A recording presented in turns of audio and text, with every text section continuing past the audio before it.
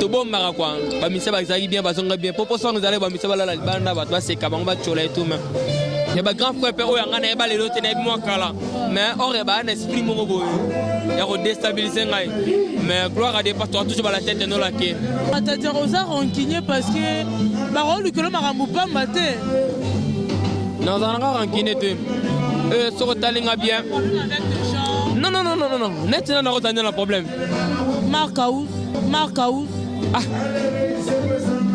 Satan s'il te plaît totalement ça. Coucou, chers abonnés de Congo Toulouse TV, bonjour et bonsoir chez vous. Ça dépendant qui est à laquelle vous nous captez. Bienvenue dans votre émission Ambingazor chez vous avec la vôtre Divine Ipanza. L'Ambingazor Paul Loura, le lot aux abonnés, na Elris Matadi, autre Solanae, par rapport à l'actualité, Randingozo Tambola, tous années awa. Non, on peut essayer déjà Bambo Telanga. Bonjour Elris. Ouais, bonjour la grande, bonjour la tout voilà, partout dans le monde. Bonne santé. Ouais, ça va un peu par la grâce de parce que na suki quoi, tellement na ngam ça na ngai na respect na bino, et pas valeur na bino donc ya mon na yebeti fona ya tout cela quoi. Oui, alors tout le monde est Matadi, voyage à Matadi de l'Ekindeni. Ouais, ça va très bien parce que mon salaire salam ngito ko yobi ka ba circonstance to kutana on zamba ba to kumsina ba circonstance nyonso donc ça pas vraiment tenu du côté organisation moni ba producteur na Congo ba rasusté et ba o ba zo meka et comment c'est minga ba coproduction mais qui muibi pe kota montre donc ba salo et sengele ba sala mais ce qui est bon bien importé ça que non mutu ya risque ko ya jamais na c'est donc tant que na vivant na retia ba moyen surtout talaka ba madame baza madame donc mère quoi et ba côté qui m'a rambango donc ba misane ba kenda ine sengo ba zon pene sengo donc c'est ça. Alors quelles sont les difficultés au côté na Matadi kuna? Et ça c'est organisation moni ba organisateur ya kermesse baza vraiment organisé et ba répondre vraiment à ba critères par rapport à ba contrat to signé que non et ba blog mususu ba simer ba responsabilité na bango te.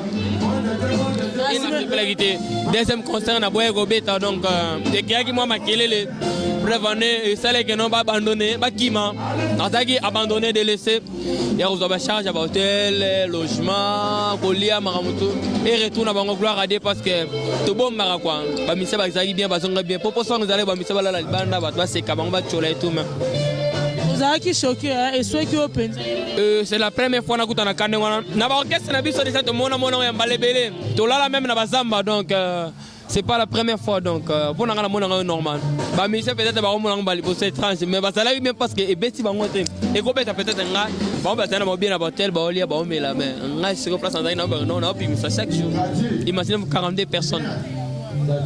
Alors, bah, producteur, tu vas saluer au bongo ou comment? Non, il s'agit de cette campagne de déstabilisation. Donc, il y en a pas de mécats. Et voilà. Et dans la vraiment la confiance, parce que les mecs, ils ont mabélé l'angaï. Il y a des grands frères, il y a des gens qui ont mais il y a un esprit qui il y a déstabilisé. Mais gloire à des pasteurs, toujours la tête de la quai. La tête non la quai, bon, c'est un mot de passe.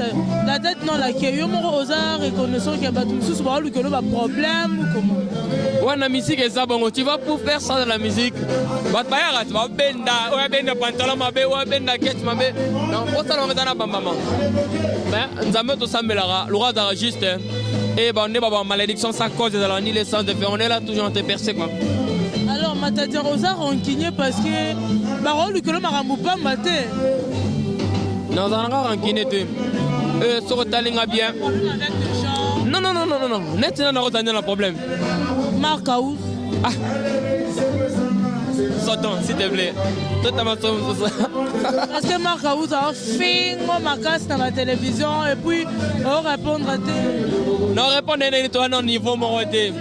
Et asa mina ngate toi niveau moroté. Quand des masalanga fabriquer check non, on mélange jamais les patrons les domestiques donc regarde domestique va partout. Voilà. Donc toi n'est moroté. Non, répondre nous. Non, répondre de ça là qui muto zo tinda na lobena ngana répondre mais yelo kazane yé. Patron, alors patron, tout le monde appelle le mouvement là, le revendicateur orchestre qui charge, il y a qui président. Non, c'est pas là.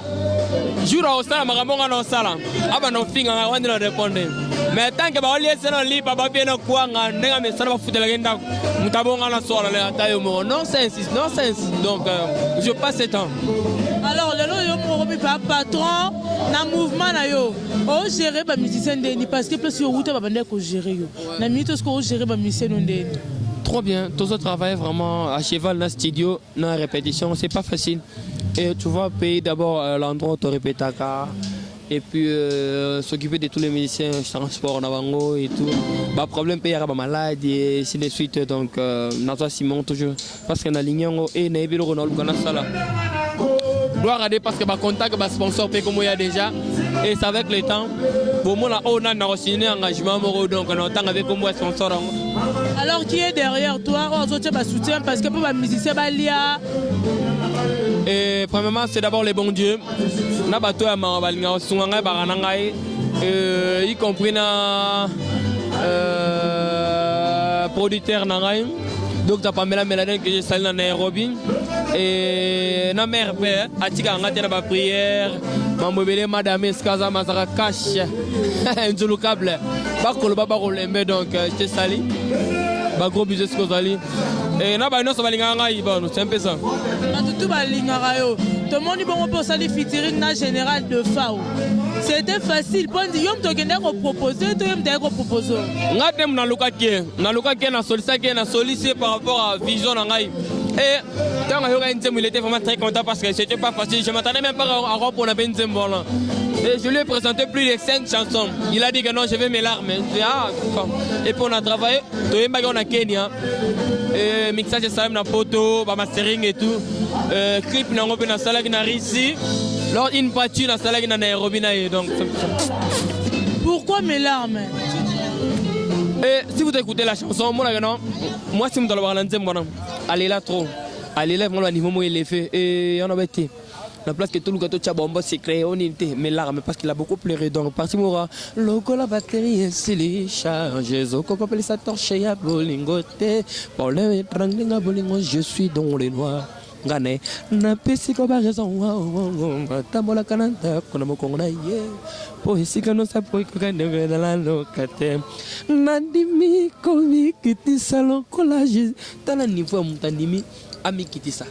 Lokola j'ai dit que ça n'est pas c'est pas facile bino basi bomi kitisa to ebi mais la fille andima ki ami kitisa pas pour les bons à gaz lokola yesu que lokola donc n'habité musa boa ka se musa beta c'était ma bé donc c'est un peu ça mon rabon yo o chande ti moi mais un monsieur za yo moko o la par rapport à place au Ruta comment na ngabo na passé na yo o se penani c'est bien à présent. Et bon, on est là pour contre fond bêtement. Les amis va bien fait au monde a mon liké manga mon sunga musicien.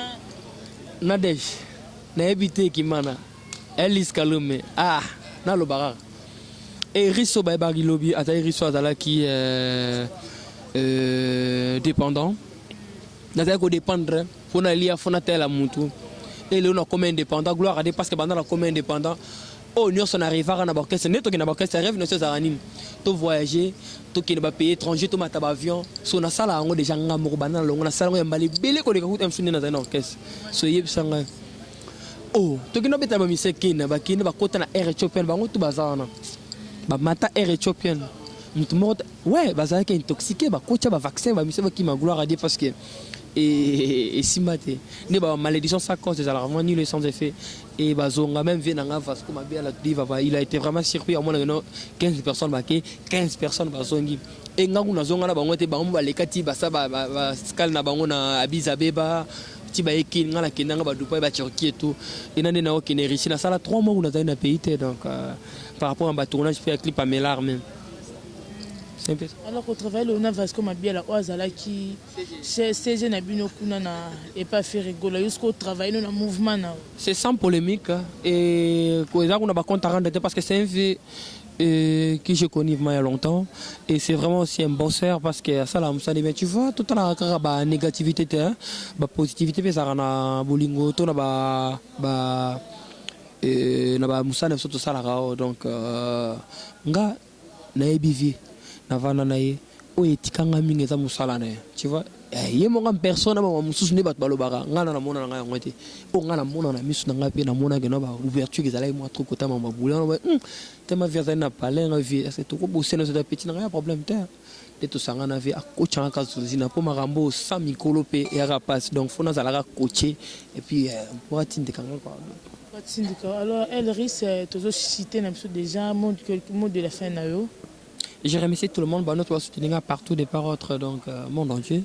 Et je suis là votre humble serviteur Babimbanga parce moi j'aime pas souvent beaucoup parler, donc la préférence saluer le bon place na Yamaloba.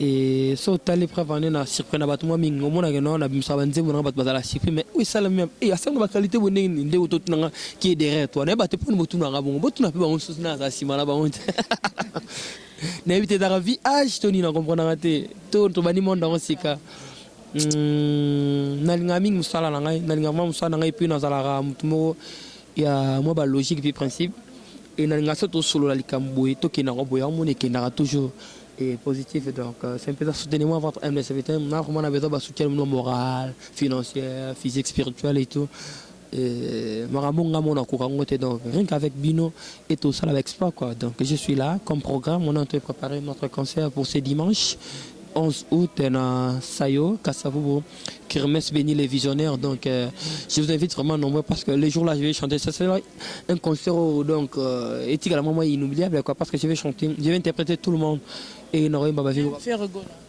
Si, il n'y a pas de souci. Déjà, comme on a représentant, donc on a présenté partout, on a même les rois de la forêt. Et pourquoi pas Bavé le roi Fallait pas Bavé le roi Kofi le Midéji Piana. Je t'invite d'ailleurs.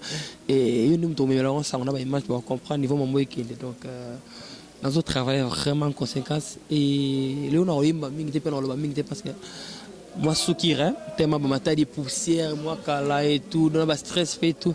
Et je vous invite vraiment, venez nombreux. Et puis, abonnez-vous massivement dans votre chaîne aussi qui est la LRAS Official TV. LRAS Official TV.